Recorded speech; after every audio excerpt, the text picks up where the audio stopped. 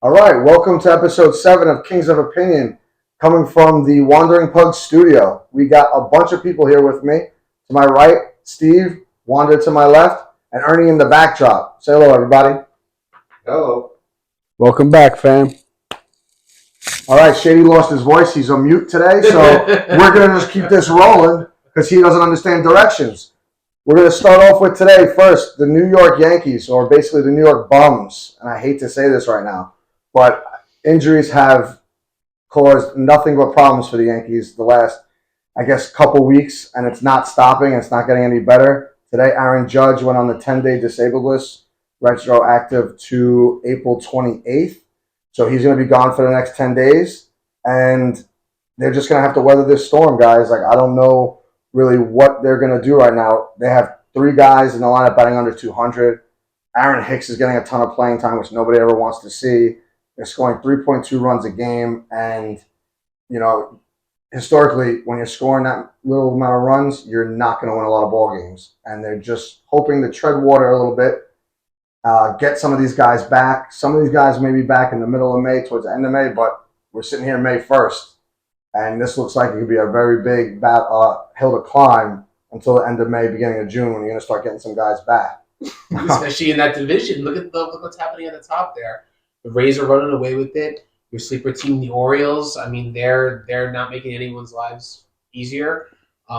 It's a scary thought if you're a Yankee fan right now because these things could spiral out of control. Yeah, it's early in the season. That's the one thing you do have on your side right now. But other than that, I mean, again, you got to really be sort of bracing for the worst over here because, again, the Rays look sharp, man. They put up a lot of runs.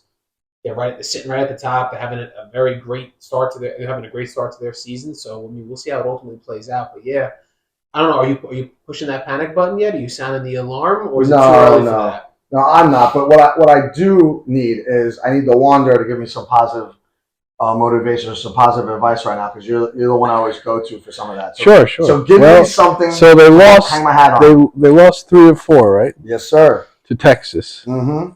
In the Bronx. No, it was in Texas. Okay. Keep in mind, they're leading the West right now. Okay. I don't know if it's by much, but they are leading the West. So they've been playing good baseball. Yeah. Well, I mean, I would say, listen, it's early on. There's a lot of baseball left to be played. Texas, I guess. They're playing better than maybe they're a little better than they were projected to be. Yankees definitely, they've got to get some more pitching, I would think. The bats, I think, are there. I think it's just only a matter of time before they start putting it together. And, that's a dynamic offense any way you look at it. Yeah, I just think they're slumping right now. From what I've been seeing, the pitchers for the Yankees have actually been doing pretty good outside of the Clark Schmidt, who has like 4 good innings, then implodes. Even Nestor Cortez got knocked around yesterday, which is not really like him. So didn't you guys just lose a pitcher? Someone didn't someone just go down today for the Yankees? Today? Yeah, I believe so. I think you guys had a pitcher that went down today. Not that I know of. The only person that they put to IL today was Judge. They have a bunch of guys that are pitchers that are already on the IL. But I didn't hear anything. Oh, okay. I could be mistaken. I saw something. I thought I saw something with someone who's going. He has it's something with a bone spur.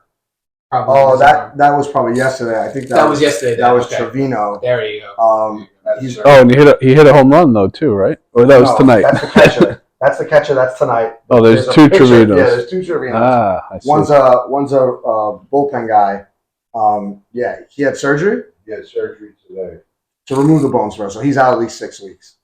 More than that? Out till probably September. Oh, wow. That's a long time. Bummer. Yep, so we're not getting him back anytime soon. So it gets worse here, guys. Like, we're finding this out for the first time. This is fantastic.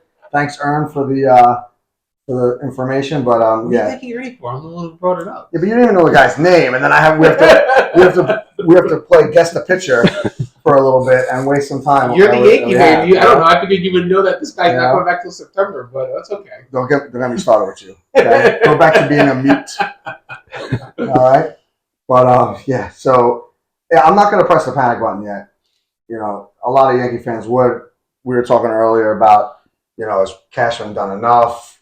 I don't think in a lot of Yankee fans' eyes, or even like guys on the radio or whatever TV shows, he's ever gonna get, you know, the good graces that, you know, he's always trying to help the team. He's always trying to make The moves. credit, that he deserves. Yeah, like people want to say that he ride the core four for a while. I'm sure he did. Any GM would have done that. Right. I mean, But- that's not like you'd be smart to do that. But he spends the money. He makes the decisions that He the ma- personality has to. Yeah. And overall, he does a really good job. It's just as many good moves you make, you're going to make equally as many bad moves. Right. You can't be 100% with stuff like this. So I'm not going to really blame him. I actually blame the players. Like at some point, you got to play to the back of your baseball card, right? And you make all this money, produce. That's it.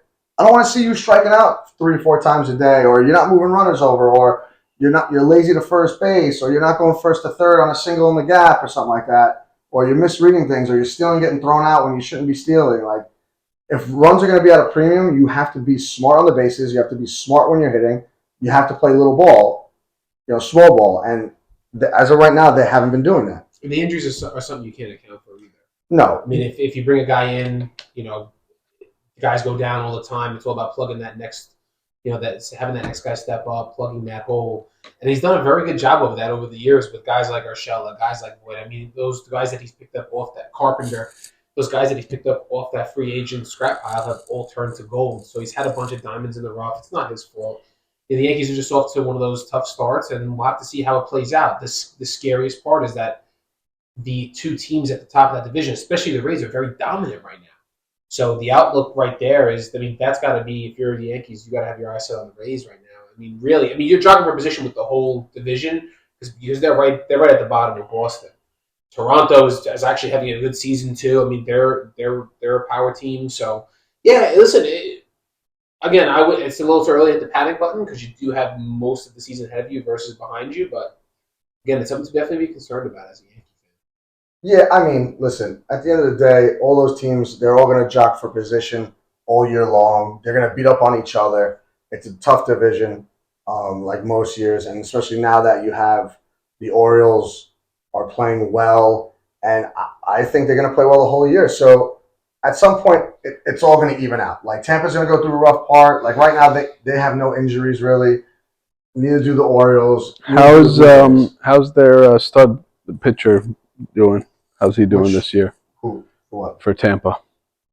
I'm sure he's doing good. They have literally 5 losses, so I'm sure they never have a problem with getting pitchers from their minor leagues and coming up and. What's his name? Ryan. His last name's Ryan or something. I forget. I don't know. Ernie will find out for us if we're still on the topic. I really just hate anything about the Rays, anything about the Red Sox and Blue Jays. The only team A I true got is the homer. Orioles.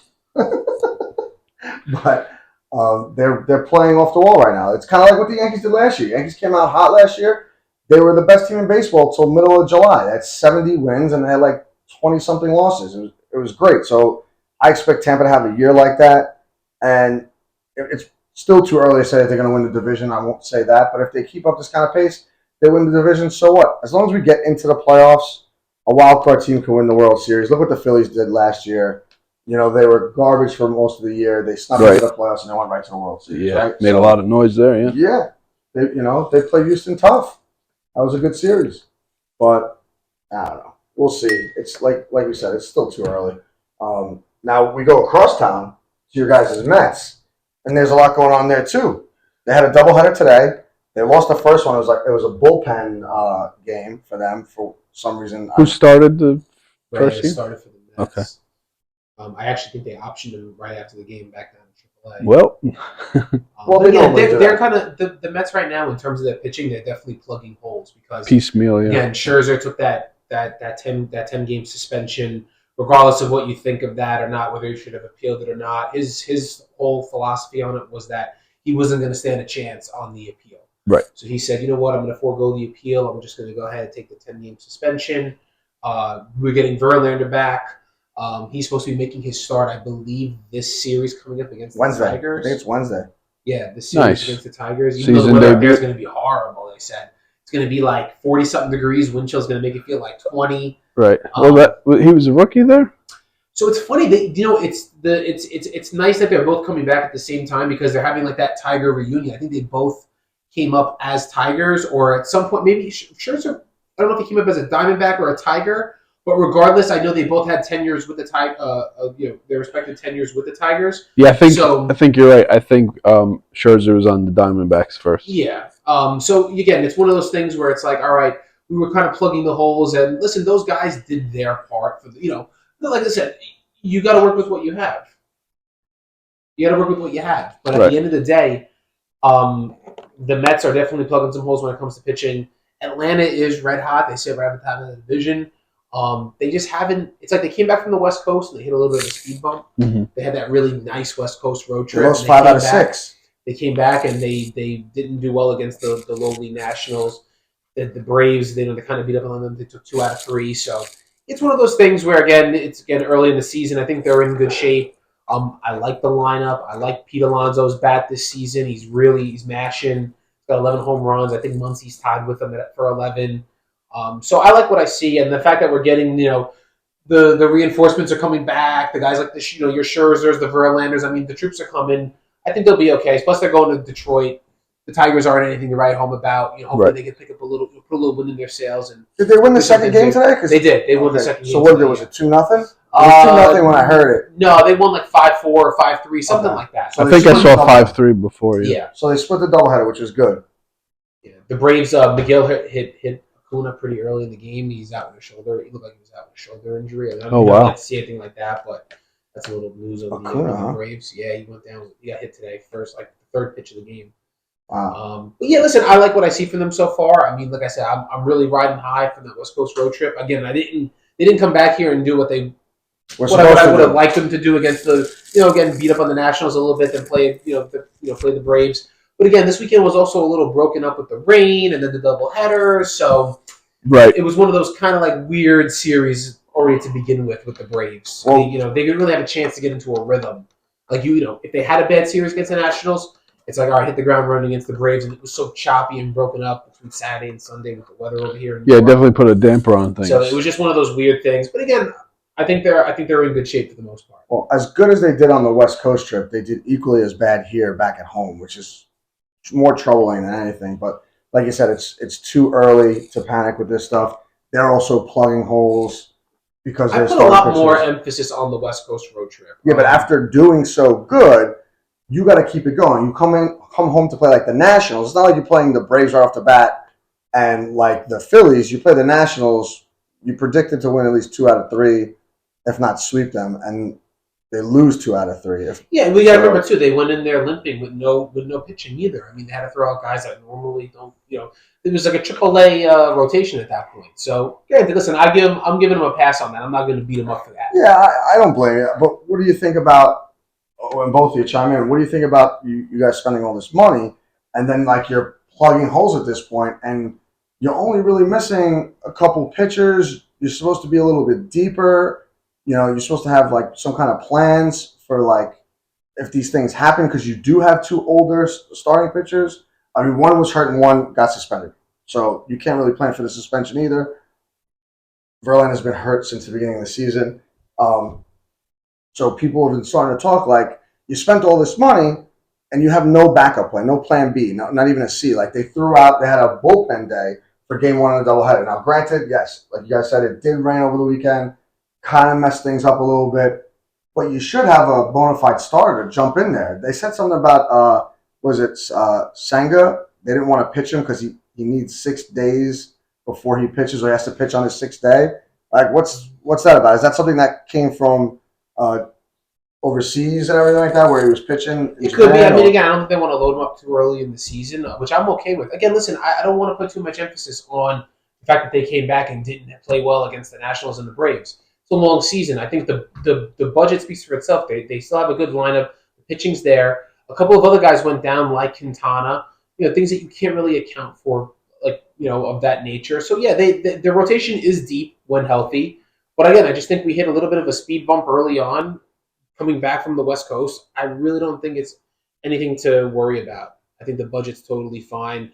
I think the team is playing well for the most part. Again, you don't like to see what just happened, but I mean, again, very, very small sample.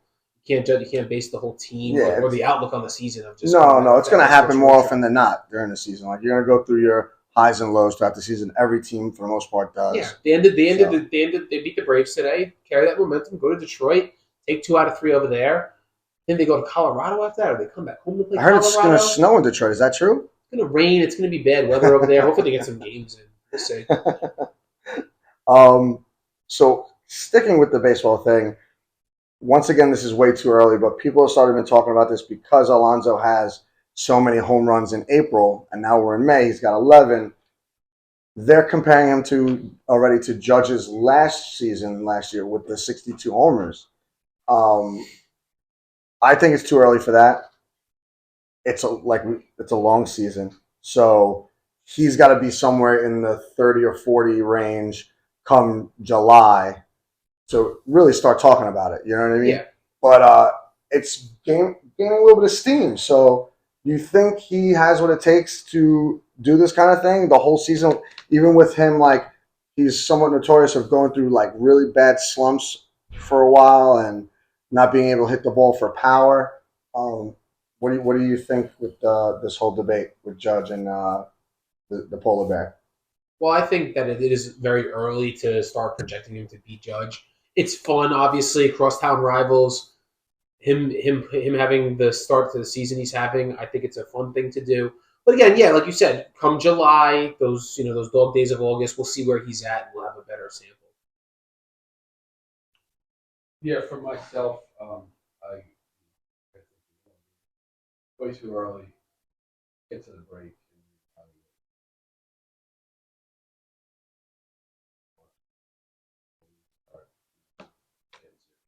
So to me, I wouldn't even really be putting him up against Judge.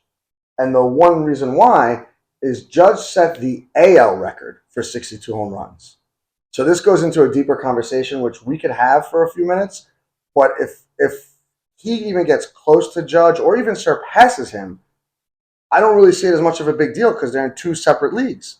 He would have to be compared to Sosa, McGuire, and Bonds, unless, in your opinion, It's more of a New York thing than anything else. correct. Like if you're just comparing them because New York, cross town, Definitely a factor, right? right? Of course, but to me, if you were going to look at this strictly by the records and statistics, you're not comparing him to Judge. You're going to compare him to the guys in the National League. Like he has to beat those guys. So Judge shouldn't even be in the conversation unless it's someone in the American League. Like, Okay, so who, in your opinion, right now is the home run king? that's a tough question. Well, it's not because you're making it a thing. So who, in your opinion, is? I didn't make it a thing. Well, no, but like you're slowly turning it into a little bit of a thing. So I'm asking. It's a very simple question. Who, in your opinion, is the home run king? Aaron Judge. Okay, so if he beats Aaron Judge, No, but then that's it. It's not That's the my AL opinion. record. No, but It's not the AL record. But again, that's your opinion. Then if he Judge had 62 home runs? Yeah. If Alonso gets 63 or ties him at 62, then in your opinion, they're either tied for the home run king spot, or if he gets to 63, Alonso's the home run king. Correct me if I'm wrong. Correct. Okay, I'm of the same belief as you. If you have a different opinion where... So why do you have to be so aggressive about it? No, Just say I'm not. you have the same opinion as mine. You prefaced everything you just said by literally saying, well, Aaron Judge has the AL home run record. Well, No, well, I that's don't not, make the statistics. But then you changed your tune and you said, well, he's also the home run king. You can't have it both ways here. I'm just trying to fish that out of you because of how you prefaced this whole thing. Time out. You didn't fish anything out of me because the only thing I'm saying is, for me, he's the home run king. I was asking you the original question, like where would he stand in all this? And the fact through MLB's eyes is you couldn't have that argument towards Judge because he's only the American League record holder. To Major League Baseball. Whose opinion is that? That's Major League Baseball. Well, yeah. Major League Baseball's opinion. If you were watching last year, no, it's not opinion. To them, it's a fact. Okay, so to them, it's a fact. When they were following him, all they said is he's the American League home run king. They didn't say MLB home run king. So my opinion is different of MLB, just like yours. We're on the same side. And the Hall of Fame's opinion is different from MLB. Because if Barry Bonds and Sammy Sosa and Mark McGwire and all those, they would all be in the Hall of Fame if that were the case. Well, their equipment and the balls and bats and all that stuff are in the Hall of Fame. Themselves, it's a little. Them as players are not in the Hall. It's a little murky. That's what I'm saying. That's why I brought it somewhat up to debate. And Wander's going to be the swing here, so we're going to get his opinion on this right now to see if he stands with us or with MLB. Yeah, well, I think. I mean, what's the? What were you saying about the National League? Well, all right. So to break it down, last year Judge 62 home runs is the American League home run champ, Right. as per MLB. Right. Fact, not opinion. Fact. The 60 or 61. 61. Roger Maris. Yes. Oh, so those other guys are out. Which other guys? Bonds and. No, they're in, but they hold. National League. Well, not only that, they hold the overall MLB record is held by Barry Bonds. That is Major League Baseball's opinion. It's not a fact. No. It has to be a fact because they make the rules. They hold the statistics. Every statistic and everything that's done is done by MLB. Do you hold the opinion of the Hall of Fame higher than that of the MLB, or do you hold the MLB's opinion? You're going off track here. The point is MLB makes those rules. That's why Aaron Judge is American League. Barry Bonds is overall. So let me just wonder. I just want to make sure I'm clear on one thing because I'm a little held up on something over here. I'm not denying that those home runs. I'm not saying those home runs were never hit. Barry Bonds hit those home runs. Mark McGwire hit those home runs. There is an overwhelming amount of evidence that suggests that they cheated. I wasn't there. I can't say for a fact that they cheated, but the overwhelming evidence is that they cheated. Some admitted to doing it, some didn't. I'm not saying specifically them, but other players did. There was an error where and baseball's always had problems with drugs. I'm not denying they didn't hit the home runs. What I'm saying is, no one's denying count it? Right? Do you still count it? That's what we're asking here. Do you still count it if they did it while they were cheating? And you're of the opinion that no, you shouldn't count it. Right. Now, the Major League Baseball, you're saying that's a fact that, these guys are the home run leaders and all sorts, and that's fine. It has to be. But the bottom line here is, and I think if you're a purist and if you're a baseball aficionado, I think the right thing here, or the more reasonable approach, would be Aaron Judge is the home run king, period. All those other guys have asterisks next to their names. And if you want to call it the fact of Major League Baseball that they still are the home run record kings, that's fine. Will we ever see someone hit as many home runs as Barry Bonds did without taking some sort of substance? Probably not. I mean, listen, we may see it, but we may not see it. But in my opinion, Aaron Judge is the home run king. That's where I stand on that. Wonder, I'm going to turn it over. That's the whole point of the show. I'm going. That's it. Yeah. No. I yeah. Judge. Out. I mean, that's the whole point of the show. It's our opinions. It's the only ones really that matter. The thing is with baseball, they have their rules, and their rules state X, Y, and Z. We can't change them. Their rules also forbid you from cheating. Right. Like they're constantly handing out suspensions and all sorts of other things. So you can't tell me so that's what makes their fact kind of like a very weak fact, almost that of an opinion. Because they'll suspend a guy like Tatis for however many games. He'll miss a substantial amount of time. But yet they have a guy who cheated as the home run king. So come on, I mean, that's because of those guys. Though, give me a break with Major League Baseball. Back in those days, they didn't. It's almost like hear no evil, see no evil. They didn't want to know. They wanted the excitement of the home runs, kind of like what they want now. That's why they changed all the rules now because it was getting boring. Because guys either striking out or hitting home runs, and no one was going to watch it, which is why they're changing all these rules for more money and for more people to watch, more people to play. Do you like the new rules? Some of them, yeah. I actually like the speed of the game. I thought I was going to have an issue with it going into the start of the season. I actually like the speed of the game. And yeah, listen, the one downfall is if you're at the game, it does move a lot faster. Like I like to be at the ballpark for a while and whatever. It does move fast enough. If you get out of your seat and you go to grab food or whatever, it definitely moves a lot quicker. But that's my problem. I don't think it adversely affects the game to the point where it's like, oh man, this is a bad thing. I actually think overall it's. I think we talked about that in one of the last shows, right? That there were going to be like certain issues, and that was one of them. Yes. Yeah. To me, I like when I'm watching it at home or anywhere. I like the speed of the game. I haven't been to a game yet. I'm going to a game soon. I'm hoping that when I get there, well, it's I think it's the 23rd of May, and I might even go to one before that, but it's against the Orioles, so that's going to be a good one for me. I'm going to see That'll my be a good one for you. yeah, I'm going to see my dark horse play the Yankees. So hopefully they lose. But if I'm there, it might be different. I always like watching baseball for 3 hours, 3.5 hours. It doesn't bother me because I'm of the mindset I love baseball. I can sit there all day and watch it, especially if it's a good game. And you know what? They changed all these rules. I'll be curious to see once the dust settles if the viewership has actually gone up from this, right? Like at the end of the season, has viewership increased to the point where you were willing to change America's pastime Right. for this stuff? Right. Yeah. That's the question I have. Right. Speaking of Baltimore, have you ever been to Camden? Yes. It's really nice. Yeah, I looked for a bachelor party from my friend David's bachelor party a while back. Ravens was the year they won. Oh, nice. Yeah, and Friday night. Yeah, I thought. So you caught a preseason game of the Ravens, Yeah, and then saw a baseball game? That was Saturday. Baseball game was Friday night. Nice. Very nice. Yeah, it's really nice, especially right over there by the ballpark.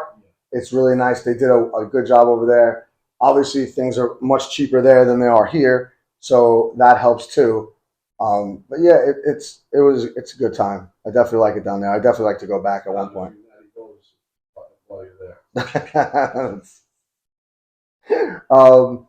I think the last thing we're going to touch on is, and it's not as relevant now, but I still just want to have this conversation just in case anyone else out there is listening and has a similar opinion. You could leave comments, but we've been arguing for years about this, and like I said, it might not be the same now because now you have a DH in the National League, but arguably pitchers are better in the National League moving from the AL to the NL as opposed to the other way around. I'm of the mindset that when you have them in the American League, once again, before the NL had the DH, the lineups were tougher in the American League than they are in the National League. And I even think it might still hold true now because they still don't have a ton of DHs that are good hitters in the National League yet for some reason. They still lack let's put it this way, the better hitting DHs are in the American League as of right now. But I feel like in another couple of years, it'll be dead even. But there's tons of pitchers that come from the American League to the National League and just seem to do better. And I know you have an opposite opinion for me. Yeah, of course. So, and I don't know like what DHs you're referring to that are better. It's a very like blanket statement right there. It's going to stay like that. It's a very blanket statement. But yeah, I think now the point is a little bit more moot only because you don't have you don't have the guys, the pitchers batting anymore, and you do have the DH, and you once upon a time argued that the catchers were better in the American League. Again, I'm not better offensively. I think there's maybe 5 decent hitting catchers in all of Major League Baseball at any given time. Whether they're in the American League or the National League at any given time is also subject to change. So, again, we have to come back to this point. We have argued over it in the past. I think now it's lost a little bit of steam only because of the implementation of the DH. But I just wanted to get it out on film because we've always argued about this. Fine. Put it on the record. It's been like 5 years, and I feel like back in the day, and not so far back in the day, but back in the day it was a lot more contentious. Yeah, it was a lot more contentious. But now it's not so much. It was a better brand of baseball back then. Like the catchers were grittier. They did hit better like 10, 15 years ago. There was a bunch of good hitting catchers all over. Like not just the American League, it was National League too. It's just it seems to me now like the catching position has been watered down a little bit. Where like you're right. There's only like a handful of really good hitting catchers. Not even. Yeah, and like. Yeah, right. I mean, you're a fantasy baseball guy. I mean, how many catchers are actually really good hitters? I'm putting up the numbers. Maybe one or two, and they're not even like, oh yeah, like you're taking this guy because his bat is amazing. Like in the first couple of picks in the draft, you're lucky if you get a guy like that. But at the end of the day, they're there for more for their defense. Their rapport with the pitchers. Right. They don't know who's pitching. They put different catchers out there. The Mets do it all the time with Scherzer. So one of those things. Right here. So. We're done with the baseball for today. We're gonna move on to our New York Knicks, and they've done something that they haven't done in like 10 years, and make it to the second round of the playoffs. They had a great game 5. They totally took the Cavs out. Offensive boards, overall scoring, especially towards the end of the game. Mitchell Robinson was a beast, just getting offensive boards and getting these guys more chances for shots, and just they put them out of their misery early, which I was happy about. You don't want to go to Game 6 and then all of a sudden they're starting to crawl back and everything like that. So I was really happy to see them close it out in Cleveland. That was Wednesday. Wow, I think it might have been Thursday, whichever day it was. I went to a concert. Okay, so maybe it was Wednesday. But it was good. It looked like they were up big for the portion that I was watching. Yeah, to me in the second half, it really didn't seem like they sweat much. They were just all over the place. It just seemed like Cleveland was outmatched. They almost threw in a towel. Like they just want to get it over with, and it was no big deal. The whole, as good as they played in that game, Game 5, then they come into the first game of the second round against the Miami Heat, and it was a tale of two different teams. The first half, they did well. Towards the end of the half, they started giving up shots and everything like that, and they weren't playing as well on the defensive side of the ball. They had, I think it was like a 5-point lead going into the half, and then they couldn't hit a three-pointer to save their life in the second half. Like they took 10 straight three-pointers and missed them all.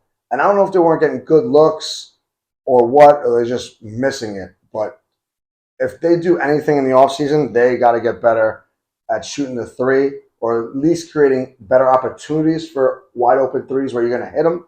Or stop focusing on shooting the threes. Correct. But that's the brand of basketball nowadays is you want to shoot these threes all the time. Shoot the threes. I personally think they were more effective hitting the paint. It wasn't the brand during the Cleveland series, and they won that series. I know. I just don't know. You're right. I don't know why they have to do threes. They were successful in the first half of that game, too, with driving the basket, getting the fouls. But then you got to hit your free throws. They have a hard time hitting these free throws. Me and you were watching the game yesterday. Like, it was atrocious. Like, even if you just missed 8, you hit a couple more of those, you extend the lead. Like, it's the playoffs. We didn't expect to be here, maybe not in the second round, but we're here now. And now it's almost like the Bucks are out of the playoffs because they got upset by Miami. You had Butler that was just pretty much a decoy after he got hurt with his ankle, and he stayed out on the court. And he was just there just to draw the plays, and they should have known better. They should have had something going where they could crawl back into this game, and they just let it fall aside by probably shooting the threes. So I hope in Game 2 they change it up, they go harder at them, and they do something with Butler, because Butler didn't even have a good game. Yeah, I think Game 2 is going to be a big game. I think they definitely have to win. Oh, they have to Game win 100%. 100%. Game 2 in any sport's always a swing game. Yeah, well, especially when you're at home. That's the funny thing about this. We were supposed to go into that Sunday game and beat them up and pretty much take 2 at home and put all the pressure on them on the road. And they'd be home, but we'll be on the road and try and sneak 1 out of 2 and do the same thing they did with Cleveland pretty much. But now none of their backs are against the wall, but this is a must-win right now in Game 2. Must-win Game 2, must-win Game 3.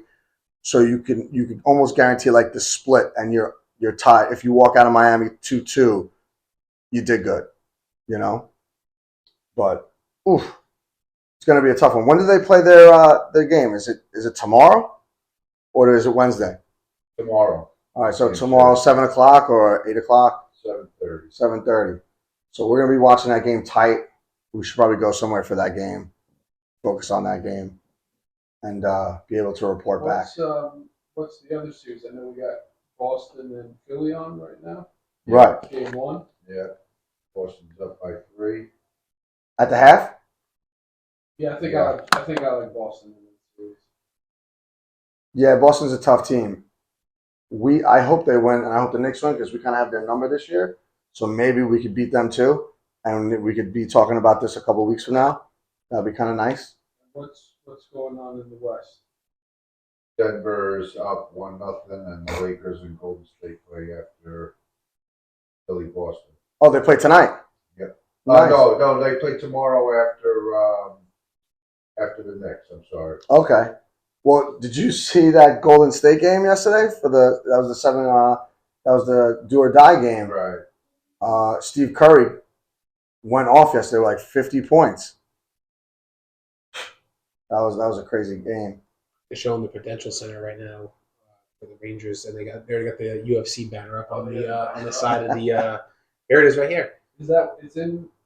It's going to be in Jersey, yeah. Oh, I didn't even realize. Yeah, it's going to be a very pro Aljamain Sterling crowd over there for sure.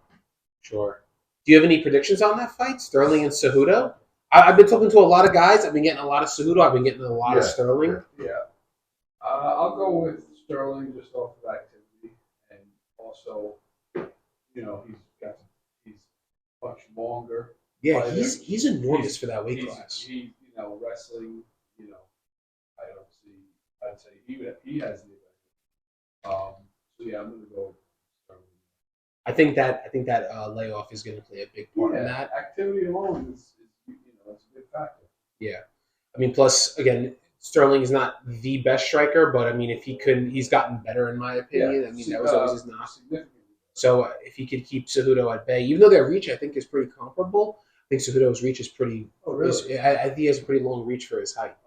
But I'm looking forward to that fight. Hopefully, it does go to the ground. I wouldn't mind seeing a lot of good wrestling in that fight because Cejudo has the Olympic background with the wrestling. And then, of course, you have the co-main event with Bilal Muhammad and Gilbert Burns. Gilbert Burns staying busy, man. It's like his fourth fight in a few months. I mean, he's really staying busy. I give him credit for that, and I give actually Bilal a lot of credit for taking this fight because I almost feel, and I'm an enormous Sean Brady fan, but I almost feel after him beating Sean Brady that he deserves something big. Yeah. And Burns is big, but I felt like he deserved more like an Usman or even like a shot at the championship after that because of how high I value Brady. And he was just able to dismantle him like that. And everyone they put in front of him. Yeah. And now it looks like we're probably going to end up getting like Edwards and Covington for the belt, which I'm okay with. But again, if Bilal beats Burns, I think the right thing to do is to see him in a title fight next. I think at this point he's earned his shot. I agree there. I mean, they called his name to fight Sean Brady when no one in that division wanted to fight Sean Brady, and he accepted the challenge. And he took it to him, man. So, and like I said, I'm a massive Sean Brady fan. I hope he really has a nice bounce back, and I hope one of these days in the future he gets his hands on Bilal for a good rematch. So, what's your pick for both of those fights? I'm going to go Sterling. I think Sterling could win by submission. I really do. In the later rounds. If not, I could see him winning by decision. So I would go late stoppage Sterling or submission in the later rounds by Sterling. And I would also or like a decision win. And then for the co-main event, The belt stays with Long Island. I do believe it stays with Long Island. Yeah, I think Sterling is very good, and plus he has aspirations of eventually moving up in weight. He wants that whole champ status. He would love to get in there with a guy like Volkanovski at some point. I give guys like that a lot of credit. Moving up in weight is always difficult. You got to be a real dog to do that, and those guys have a lot of fight in them, and I like him to do that.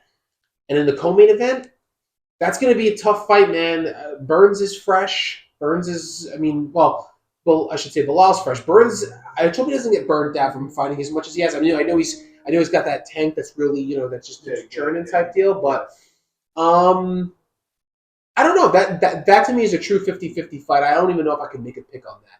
I think that's going to be a very You have to make a close pick, fight. pal. That's the whole point. What are you doing? If I have to take a You just made me do the thing with the Aaron Judge thing. Yeah, it's a man, simple yes or no question. the way Bilal stuffed Brady like that with the wrestling and the takedowns, it's going to be tough, man. Burns has some pop. You know what? Let me go Burns. I'm going to go Burns, but I don't think it's going to be easy, man. I'm going to go Muhammad. There you go. There you go. That's what I'm Nice. talking about. I think if he Nice. when he did to Brady, I don't